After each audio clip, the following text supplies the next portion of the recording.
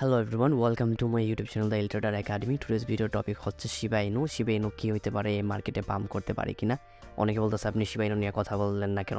Shiba Inu নিয়ে এখন কি হইতে পারে, কি মুভ হইতে পারে মার্কেটের মধ্যে, বা আদার মিম কয়েন নিয়ে কি মুভ হইতে পারে।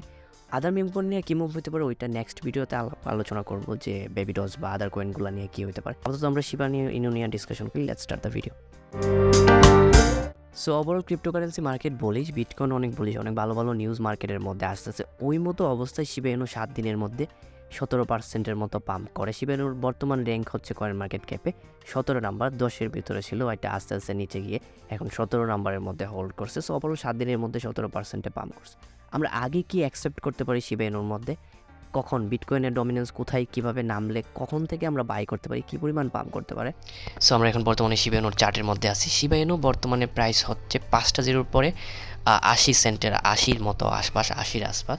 সো Shiba Inuর পাম্প করার ক্ষেত্রে যে জিনিসটা হবে, বিটকয়েন এখন $32,000 হোল্ড করতে হবে। 31,000 বা $32,000 হোল্ড করার পরে বিটকয়েনের ডমিনেন্স যখন নিচে আসবে, বিটকয়েনের যখন ডমিনেন্স নিচে আসবে, তখন অল্ট কয়েনের মধ্যে টাকা ঢোকা শুরু করবে, ডলার ঢোকা শুরু করবে।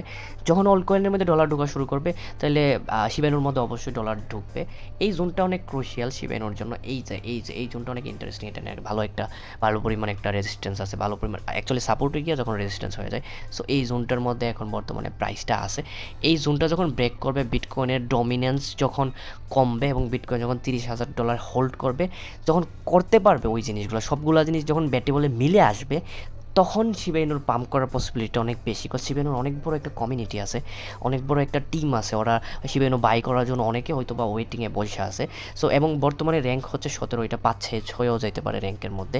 সো ওইটার জন্যই ওয়েট করতেছি যে বিটকয়েনের প্রাইসটা স্টেবল হোক একটা জায়গার মধ্যে, এবং বিটকয়েনের ডমিনেন্সটা আস্তে আস্তে নিচে নামুক। বিটকয়েন থেকে আস্তে আস্তে ডলার বের হয়ে আইসা ক্রিপ্টোকারেন্সি, আদার ক্রিপ্টোকারেন্সি যেমন Shiba Inu এবং অল্ট কয়েনের মধ্যে আস্তে আস্তে ঢুকুক, তাইলে পাম্প করার সম্ভাবনাটা অনেক বেশি থাকবে। সো এইখানেও ভালো পরিমাণে একটা সাপোর্ট জোন আছে। এই সাপোর্ট জোনটা ভাঙলে হয়তো বা এইটা যদি সাপোর্ট জোন রেজিস্ট্যান্স জোনটা ভাঙার পরে এখানে যদি রিটেস্ট করার পরে এটা আবার সাপোর্ট জোন হয়ে যাবে, দেন আবার নতুন এই জোনটার মধ্যে আবার সাপোর্ট হইতে পারে 106, এই জোনটার মধ্যে হইতে পারে Shiba Inuর মোটামুটি প্রাইস টার্গেট। আপাতত ওইভাবে মুভ এক্সপেক্ট করা যাবে না যে Shiba Inu অনেক উপরে উঠে যাবে, 3 গুণ 4 গুণ হয়ে যাবে, ওই রকম মুভ আশা করা যায় না। যখন বিটকয়েন হোল্ড করবে $32,000 বা $31,000 এবং ডমিনেন্স ড্রপ করবে, আদার কয়েনের সাথে, আদার ক্রিপ্টোকারেন্সির সাথে, আদার মিম কয়েনের সাথে Shiba Inu পাম্প করে হয়তো বা Shiba Inu 20-30% প্রফিট দিতে পারে। উপরে মার্কেট কতটুকু যাইতে পারে ওইটার উপরে ডিপেন্ড করে।